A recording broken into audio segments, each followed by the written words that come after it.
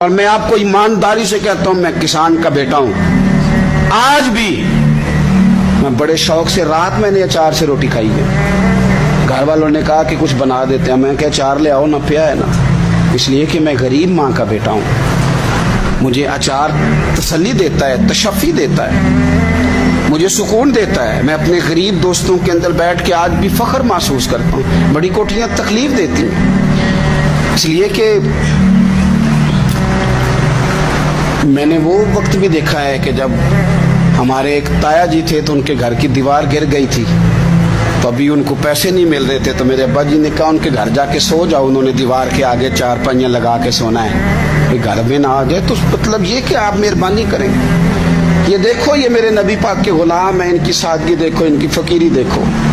2-4 دن پہلے بچوں کا کھانا پکا ہوا تھا، بچے لائن میں نہ کھانا، کافی سارے بچے ہیں تو رات کو لائن میں لگ کے روٹی لیتے ہیں۔ میں بھی لائن میں لگ گیا بچوں کے ساتھ۔ مجھے کہنے لگے آپ کیوں لائن میں لگے؟ میں نے کہا یہ اپنا وقت یاد آ گیا تھا، دل کر رہا ہے۔ میں نے ان کے لیے نا پلیٹیں بنوائی ہیں، اس کے اندر سالن کی جگہ چٹنی کی جگہ میں نے باورچی سے کہا اسی پلیٹ میں کھانا ڈال کے نا میرے لیے گھر بھیج یار، یہی والی روٹی بھیج، یہی کھانے کو دل کر رہا ہے۔ یہ آپ کا اصل ہے، یہ آپ کا اصل ہے۔